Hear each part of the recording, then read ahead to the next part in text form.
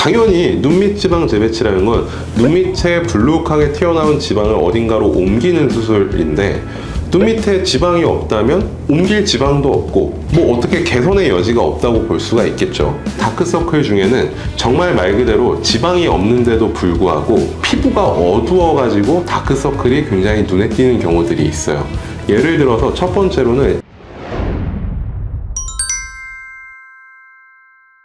안녕하세요. 저는 스타트 채널의 한바름 원장입니다. 자, 오늘은 저희 병원에서 가장 많이 하는 수술 중에 하나인 눈밑 지방 재배치에 대해서 말씀을 드리려고 하는데요. 우리가 눈밑 지방 재배치에 효과가 되게 좋은 눈이 있고 효과가 없는 눈들이 있거든요.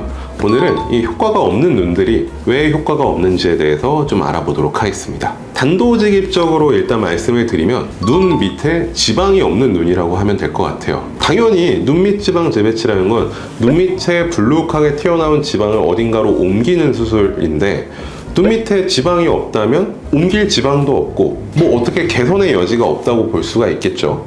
그렇기 때문에 눈밑에 지방이 없으면 당연히 눈밑 지방 재배치에 효과가 없다. 이건 사실 너무 단순한 얘기인데, 사실 여기서 한 발짝 더 들어가면 눈밑에 지방이 없는데도 불구하고 난 눈밑에 지방이 있다고 착각을 한다거나 혹은 다른 원인으로 인해서 내가 눈밑에 지방 재배치 수술을 받으러 와야겠다 라고 생각을 하고 오시는 경우가 있기 때문에 거기에 대해서 한번 말씀을 드려보도록 하겠습니다. 자, 일단은 눈밑 지방 재배치라는 수술이 이제 바깥에 알려져 있기로는 흔히 다크서클을 좋아지게 하는 수술이다라고 알려져 있기 때문에, 사실 눈밑 지방 재배치 수술을 상담을 하러 오신 분들 중에 효과가 없으신 분들은 대부분 이게 다크서클이 정말 굉장히 모든 게 해결되는 수술이구나 라고 생각하시고 오시는 경우가 많습니다. 이제 다크서클이라는 우리가 개념 자체가 굉장히 여러 가지가 좀 통합된 개념이라고 볼 수가 있는데, 일단은 뭐 기본적으로 다크서클, 눈밑이 어두워야겠죠? 어둡고, 두 번째로는 그 어두운 부분이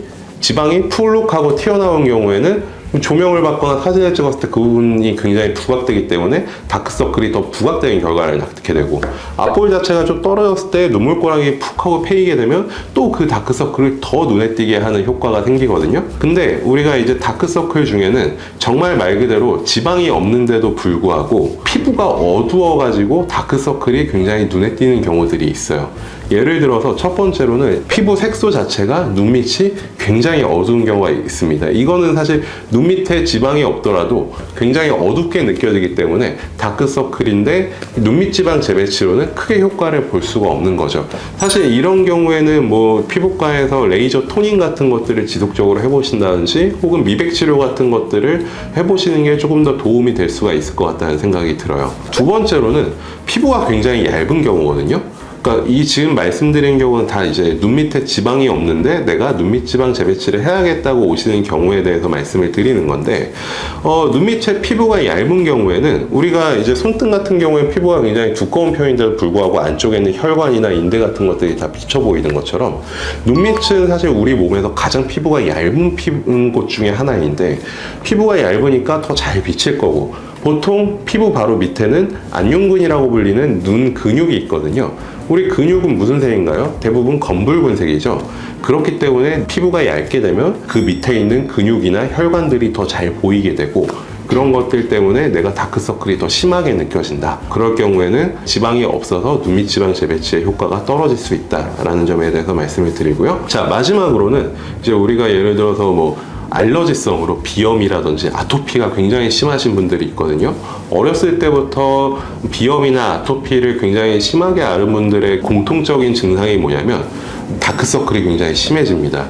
그게 왜 그러냐면 눈 쪽이나 코 쪽으로 가는 혈관들이 굉장히 정체가 되면서 이 정맥혈 같은 것들이 더 부각되는 상태라고 보시면 될 것 같아요. 그런 경우에도 눈밑이 굉장히 어둡게 바뀔 수가 있습니다. 그래서 지방이 튀어나와 있다거나 혹은 눈물꼬랑이 심한 경우에는 사실 눈밑 지방 재배치라든지 뭐 지방 이식 같은 수술들을 통해서 이런 것들을 좀 더 좋아지게 만들 수 있습니다. 다만 이제 근본적으로 피부가 어두운 상태라던가 아니면 피부가 얇아서 생기는 문제라던가 혹은 내가 이전에 아토피나 비염을 앓아서 생긴 그런 문제들을 해결을 못하는 거고, 결국은 내가 가지고 있는 상태에서 눈밑 지방이라든지 혹은 눈물꼬랑이라고 인해서 더 부각되는 상태를 해결하는 데 목적이 있다는 거죠. 다만 지방이 없는데 난 그대로 다크서클만 심하다, 이런 경우에는 사실 수술적 효과가 좀 떨어지기 때문에 본인이 판단하기엔 쉽지 않거든요. 이런 것들은 사실 눈밑지방 재배치라는 수술을 굉장히 많은 시간 경험해본 의사가 봐야만 그래도 이게 눈밑지방 재배치 수술을 했을 때 조금 더 좋아질 여지가 있는지 혹은 전혀 효과가 없을지 이런 것들을 판단을 할 수가 있어서, 어쨌든 다크서클이 심하고 내가 좀 피곤한 인상이 있다, 이런 경우에는 성형외과에 내원하셔서 전문의의 상담을 받아보시는 게 좋을 것 같아요. 자, 오늘은 눈밑지방 재배치의 효과가 적은 눈에 대해서 알아보았고요. 다음번에도 더 좋은 정보로 찾아뵙도록 하겠습니다. 고맙습니다.